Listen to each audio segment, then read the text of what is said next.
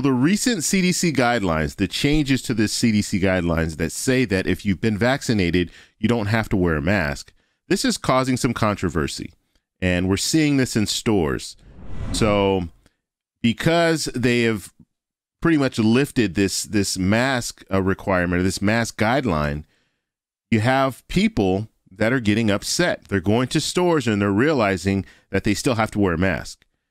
And so it's causing confusion. You have stores that are coming out and putting out information, letting you know that you don't have to wear a mask. And then, it's a lot of stuff going on when it comes to the CDC guideline being lifted.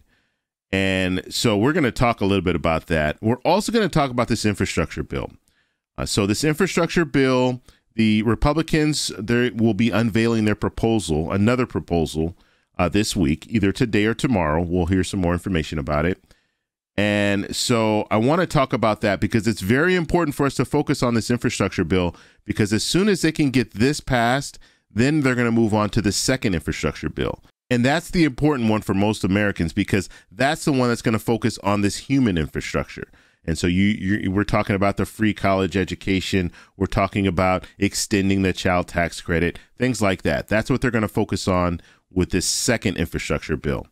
So we're going to talk about these two things today. But first off, you guys can do me a favor. Please hit the like button. It does help with the YouTube algorithm. Also, please subscribe to the channel.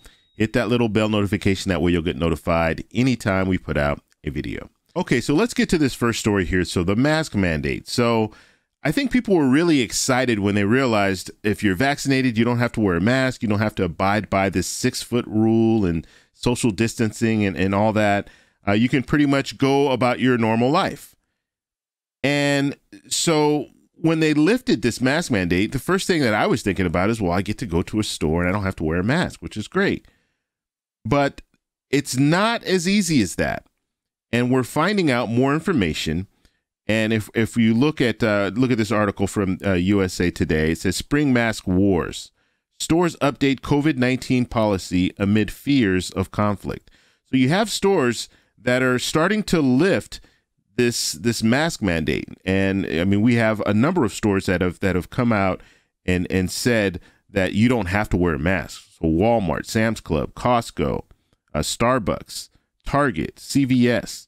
And what they're doing is they're saying this is going to be on the honor system. Okay, so they're not going to be checking to see if you've been vaccinated at the door. So they're hoping that people that have not been vaccinated will continue to wear a mask. I don't know how that's going to work. We'll just have to watch it. But there's no way to prove if someone's been vaccinated or not. At least they're not enforcing that. So people who are not vaccinated, I'm sure they're going to be going into stores and just not wearing a mask, just like everyone else. And so this is raising concern because you do have some stores that are they're trying to look out for the employees. And so some of these stores are saying, we're not going to lift the mask mandate because we're going to protect our employees. And so we're still going to require, if you come into our store, that you wear a mask. And so that's one thing that's a little bit confusing. But if the store's guideline is that you need to wear a mask, well, then everyone in that store needs to wear a mask. And so although you might be upset, you still have to go by what the store says because it's their stores. You know, it's private property once you go into that store. However, the confusion is coming when you have some stores that have changed their guidelines to allow you to not have to wear a mask. But in certain areas, in certain counties, in certain cities, you still have to wear a mask because that's the city mandate or the county mandate.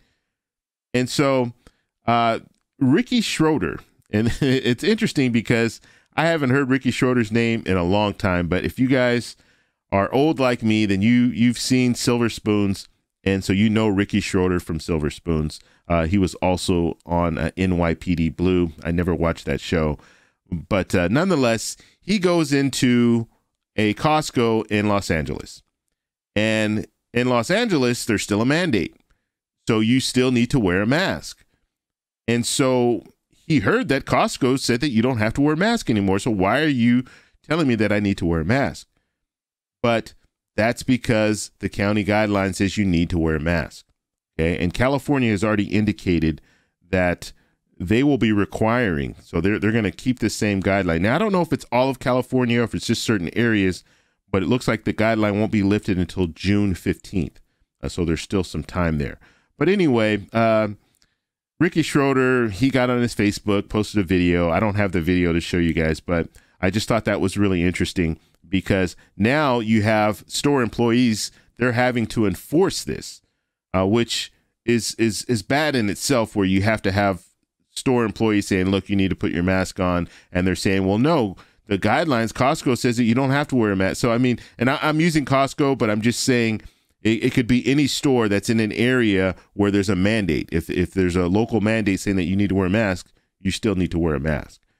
So just it's the way that it was kind of just pushed out there. I mean, it was surprising that the CDC came out that quick. And they really didn't set up a plan to let people know, okay, this is only, I mean, even though you're telling people, okay, well, you still need to check your local guidelines.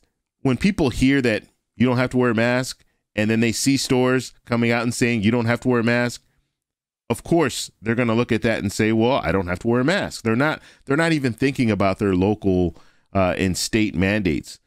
So it's a bunch of confusion right now, and hopefully they'll be able to come to some type of a resolution, because you're going to have people going into these different stores and just upset at the fact that they heard one thing and now they're being told something else. So we'll have to follow this story and see where it goes. But who would have known? Like we've all been waiting for this time for so long, and now that it's here, it's one of the situations where now it's like they tell you don't have to wear a mask, but no, really, you do have to wear a mask in certain areas. So just crazy. We'll continue to follow it. All right, now I want to talk about this infrastructure bill. Okay, so this infrastructure bill, and this is Reuters here, U.S. Senate Republicans readying new infrastructure proposal. And their proposal at this point is it's said to be $600 billion. So we know Senator Capito, she came out with a $568 billion proposal, and that was a couple of weeks back. And now they're revamping it, so it's going to be another proposal, and it's said to be around $600 billion. Now, there is a bipartisan group of lawmakers that have a proposal that's closer to $1 trillion. So the top line number is not what's really going to be the make or break, I think. I think what the make or break is going to be is when we're looking at how is it going to get paid for. Because you have President Biden. President Biden has said, look, we want to raise a corporate tax rate. That's how we're going to pay for it. We're going to raise that corporate tax rate from 21% to 28%. And so that's getting some pushback. It's even getting pushback from some Democrats, like Senator Joe Manchin. He doesn't want it to be 28%.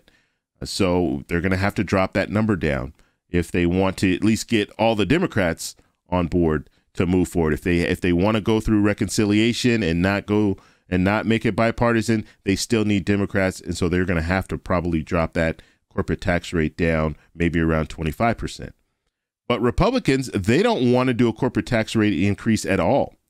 They want to do user fees. So they want to increase tolls, or they want to increase the gas tax, or some type of a mileage tax for electric vehicles. That's what they want to do. And so now you have two sides. One side wants to do one thing, the other side wants to do the other thing, and they're both saying that they're deal breakers. They're not going to budge either way. Now, I will tell you that if they do user fees, if they raise the gas tax, that's going to affect everyone across the board. If they raise a corporate tax rate, that won't necessarily affect everyone. And so this is very important for us to watch this, because this could potentially affect every American. And we'll be going to the gas pump, paying more at the gas pump, more than what we're paying right now, which the prices have increased because of the whole pipeline situation. And so once we get past this, and the hope is that they can get this signed off by July 4th. That is the target date.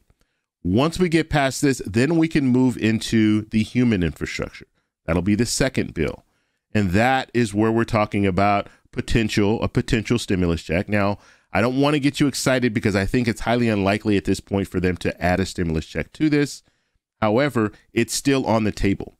Okay, the White House has indicated, look, We're going to leave that up to lawmakers. We're going to leave that up to Congress to decide if they think that we should move forward with another stimulus check. Now, we do have lawmakers that want stimulus checks. Okay, they want reoccurring stimulus checks. But at this point, it's not enough. We're talking about between 70 and 74 lawmakers that are for another round of stimulus checks. And so that's just not enough right now. And so it's going to have to gain more support in order for that to happen. But you have the free college tuition. That's something they've been talking about. We're talking about pre-K, 2 years of pre-K. That's something else that they're talking about. So when it comes to this human infrastructure bill, it can help a lot of people. And so that's what we're focused on. We want to get this infrastructure bill, the first one, done, and then move on to the second one. And then also something worth mentioning, the first infrastructure bill will help with the jobs report. We saw a poor jobs report last month in April, but you get this infrastructure bill signed, then guess what? That's new jobs, building roads, building bridges, improving broadband, all that stuff. That's more jobs for the American people. And so that will help our economy. That will help when it comes to Social Security because it will add to that trust fund. So there are a lot of things that are on the table right now, and getting this infrastructure bill done sooner than later is really going to benefit us and get us move us in the right direction. So let's hope that the Republicans come up with something that is doable, so they can still work out the fine details and move forward. But the major focus is going to be how to pay for it, because the top line number, it could be $1 trillion, but how to pay for it, that's what they're going to be focused on. So I want to know what you guys think about this whole situation. So let me know down below. If you like this video, please give me a thumbs up. Please subscribe for more, and I'll talk to you in the next one. Bye.